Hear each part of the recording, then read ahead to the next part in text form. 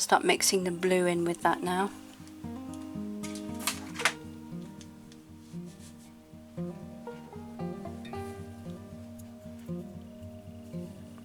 Start getting some of this, the blue that I can see underneath the fur.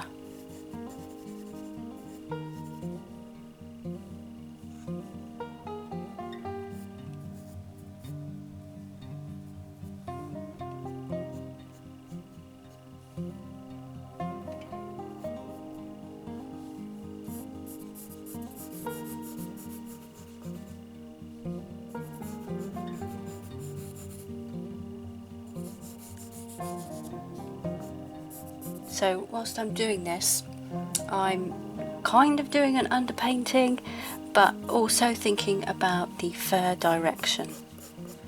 So I'm not doing a flat underpainting as such. I'm more thinking about fur direction and the tone and the length of the, I keep saying fur, it's hair really, isn't it? But the length of it as well.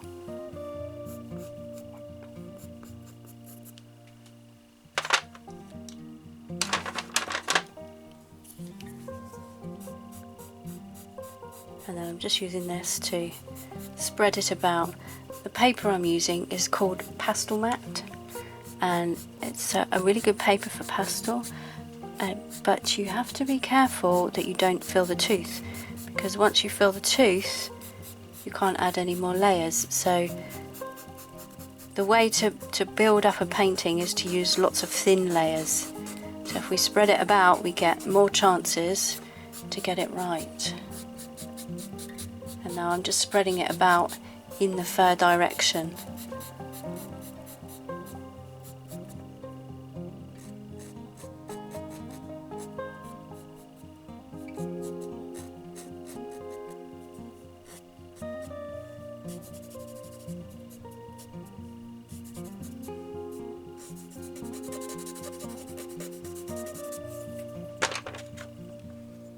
Another thing I could use here is this tool. This is a soft tool. It's SOFFT, and it's really good for blending on pastel matte, and you can get your colour on there and just use it like paint really. Spread it about like that. Or if you put your colour on, then you can move it about. Either way, it's a really good tool to blend your pastel. Move it about and almost treat it like paint.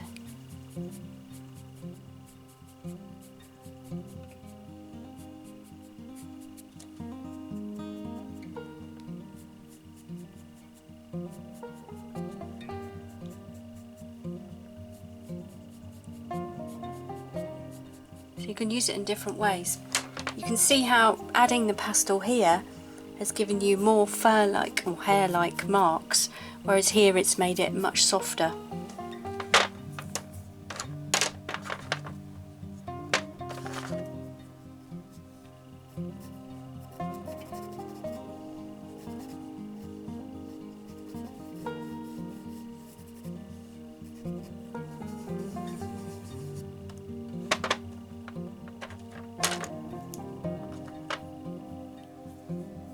Down here we've got a kind of a yellowy, but I'll show you, it's not a, you see we've got a kind of a, I don't know if you can see that so well on your screen, but it's a yellowy tinge to a grey underneath. So I'm just building up that colour with different pastels. So it's going to be a bit of blue and a bit of ochre to get that just right.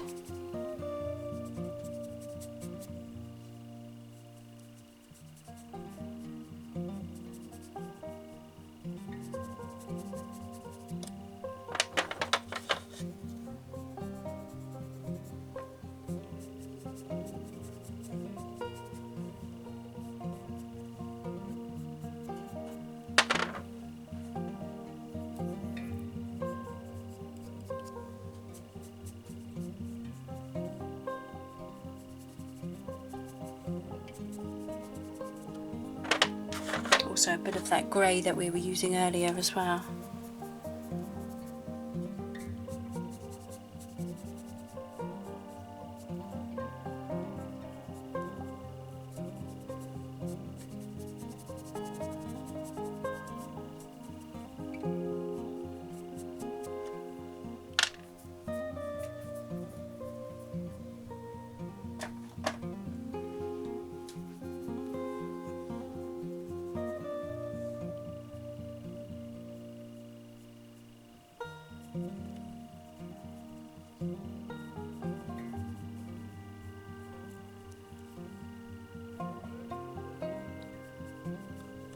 That's the colour I'm after. Nice creamish, but with other colours underneath, and quite a mixture of colours. And by layering them all, they work better than having one single colour.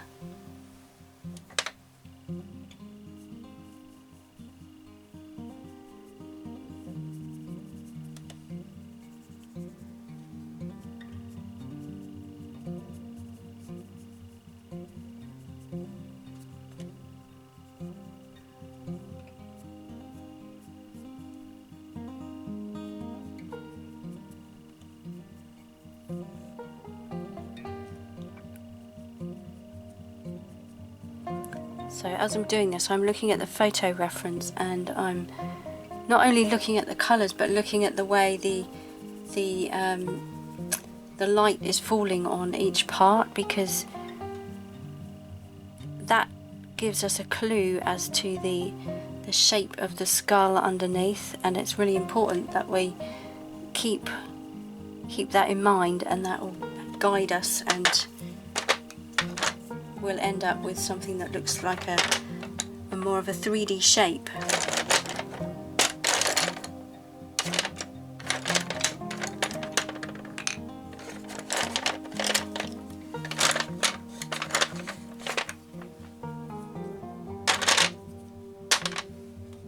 So this is my Payne's Grey, and it's a blue grey Payne's Grey, which is a Faber-Castell pastel pencil, and if you compare that to the Payne's Grey from the Carbothello pastel pencils, you will not believe that they are the same colours, because the Carbothello one, which I think I've got here, had here,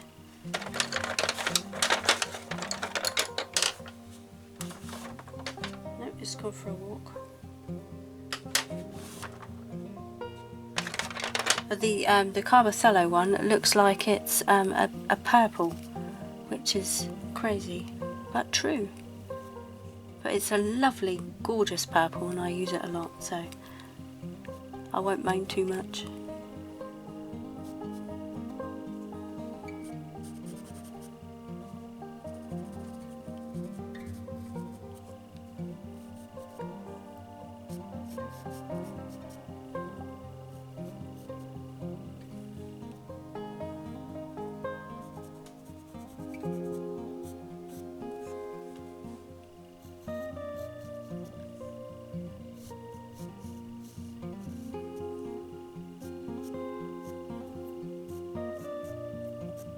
In this section here, there are lots of tiny shadows from the eyelashes. So I'm just putting those in. They're not quite working because it needs to be lighter underneath. So I'm just going to cut in with some light so you see them better.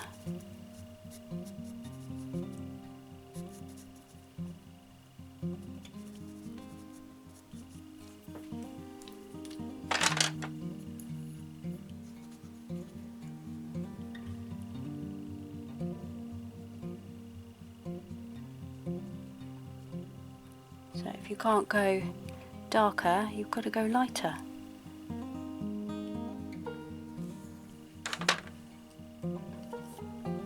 Then you can put your shadow lashes on top.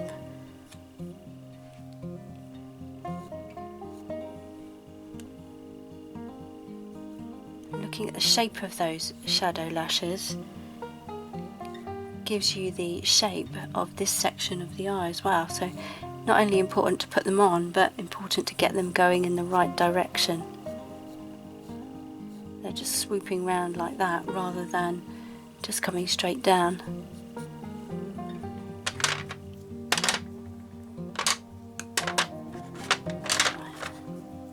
I'm going to put some more of this blue on now.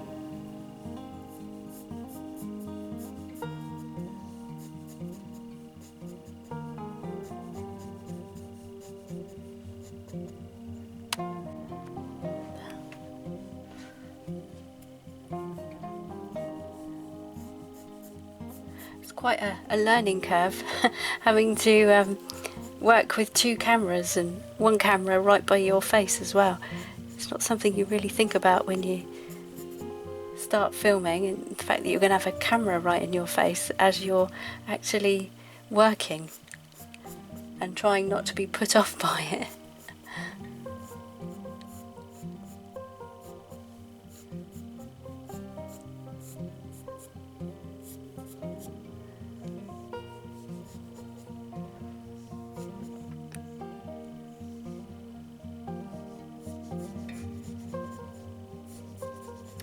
So these lines I'm putting on here, I'm not doing it in a straight line coming across like this, because if I did it would just end up looking too uniform and not like a horse's coat at all. It would look more like soldiers all lined up in a row.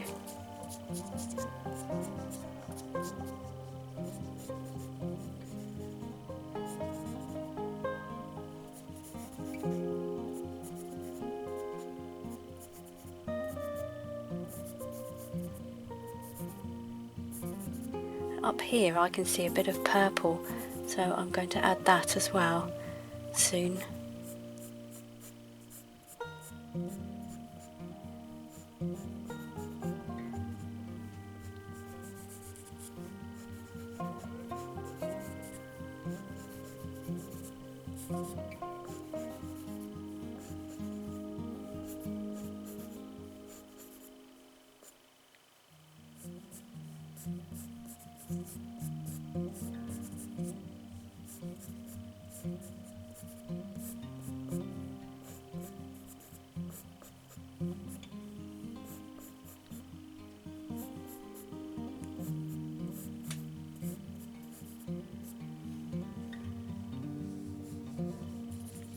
And down here it gets very much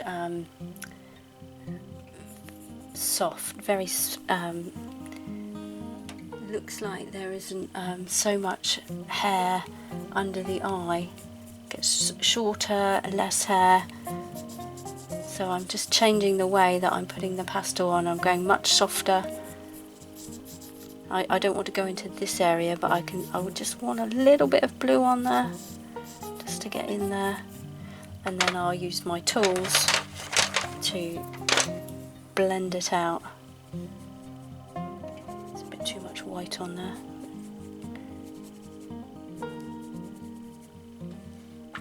Put some of those other colours back in that we were doing just now.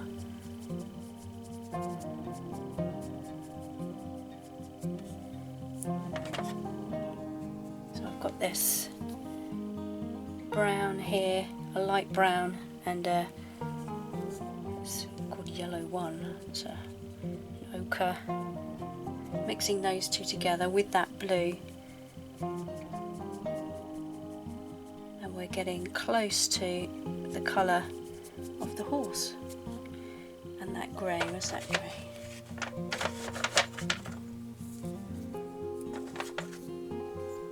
Yep, so those four colours together I'm mixing on my soft tool to match the colour of the horse.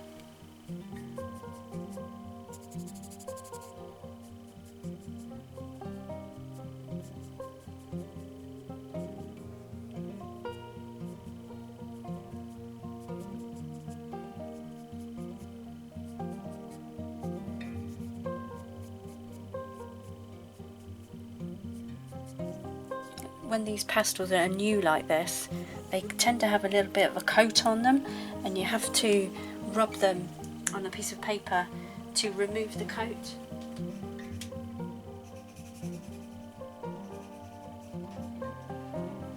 It's just the way they've dried. It's nothing actually on it. It's just it's kind of like sealed, the pastel.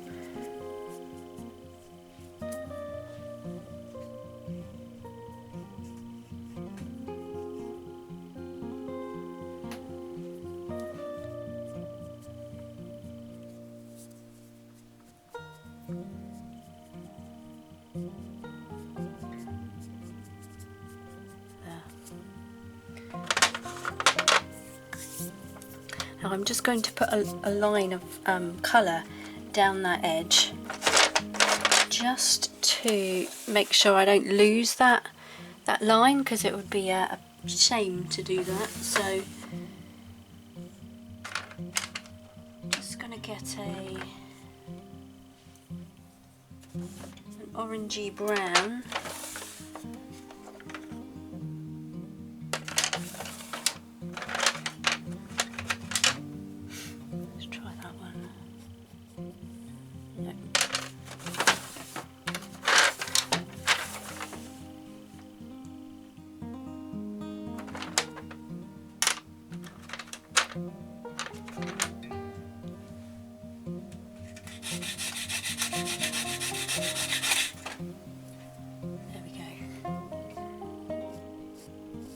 Marking in that edge to keep it nice and fresh and sharp.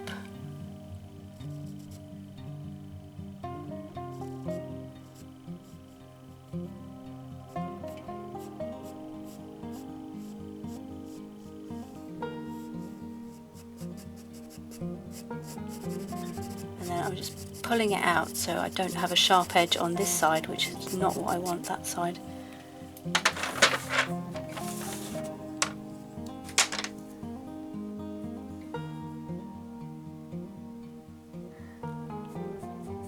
Going to just lightly blend all this in. I want to see some of it underneath, so I don't want to obliterate all those marks I've made.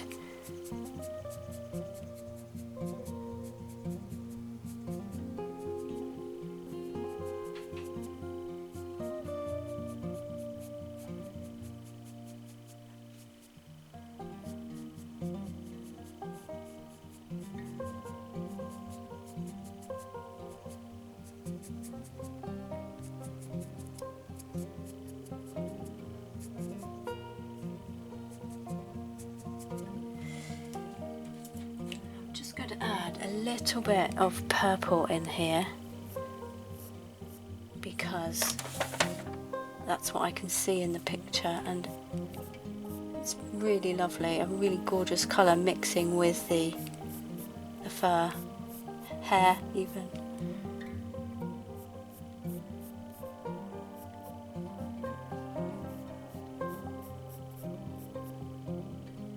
And up there as well, I can see it. I think the more you use, if you pick up a colour, then all of a sudden you start seeing it all over the place. So you have to add it in. There.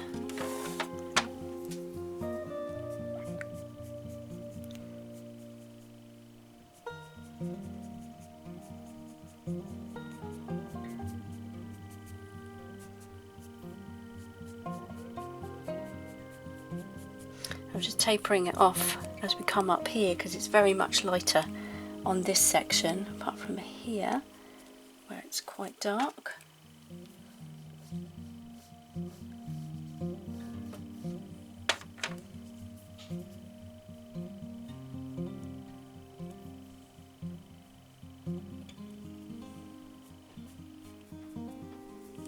There we go. And then next, before I put any of the ginger or chestnut brown colours on, I'm going to put something on the white sections. So if we start with white, it's just going to look really flat. So I'm going to be using this colour, which is a kind of grey. I don't know what colour it looks to you on the screen, but it's It's a grey with a hint of, I'd say, pink almost.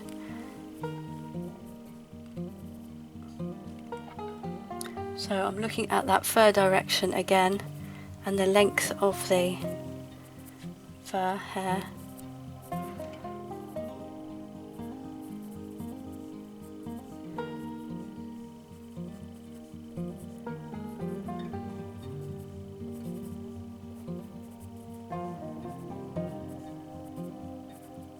I don't want to put loads on, just enough to give me some kind of depth in the white. And then again up here, just a bit. Can't see that so well, I'll just move that up.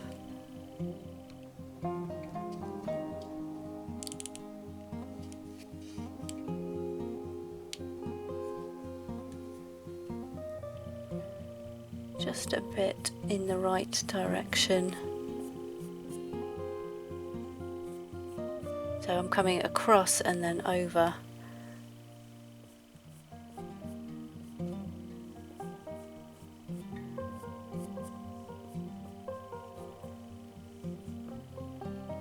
Like that. Just push it into the paper. Again, that will give us more tooth, so we can play with that, more to play with later on. I've got this colour again, which I used over here. Just add a bit of that in.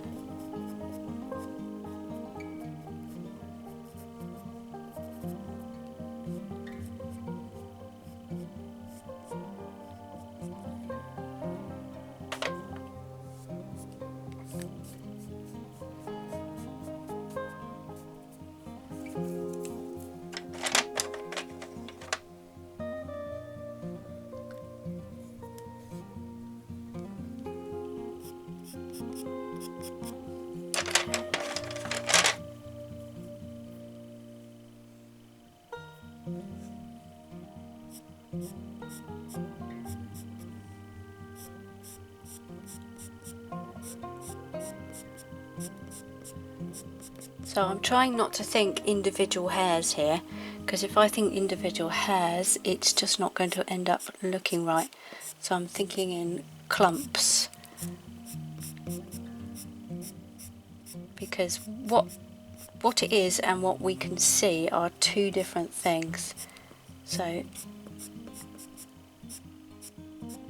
it is actually individual hairs, but when we look at a horse's coat, we can't see individual hairs, we can just see the clumps, unless we go up really, really close.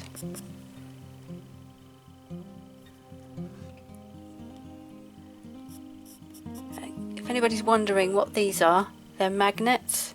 I've got a magnetic board underneath. The pastel mat likes to curl up, and it tends to you tend to end up using a lot of masking tape. So this method means I only have to use a little bit of masking tape, and then I can just stick the magnets on and it holds it down really well.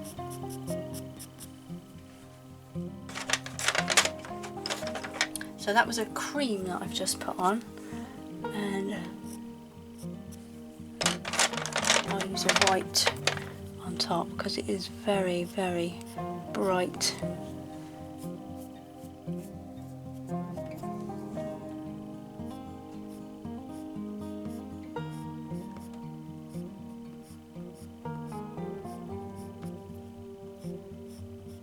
So I'm just pulling the pencil and twisting it as I do it, and it gives it a nice effect of fur. And the colours that I put on underneath give it the feeling of thick fur.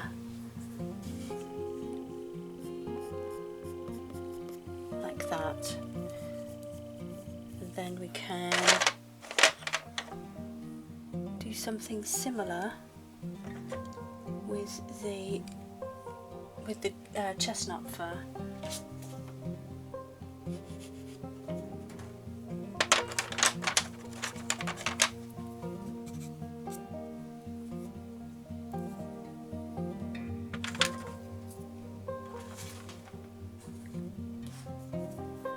going to just put a little bit of this on first.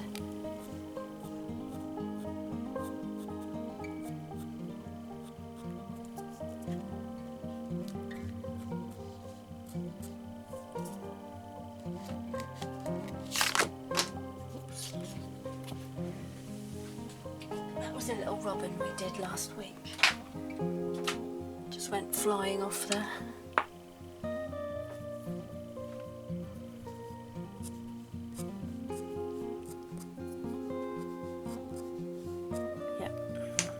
So I was just testing my colours there just to make sure I've got the ones I want.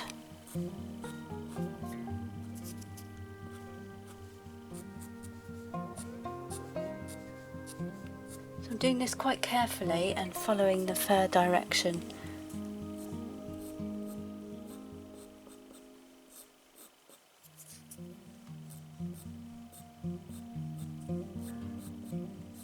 I'm not putting them really close together, because if I put them close together it's just going to end up one colour and it won't have any depth at all.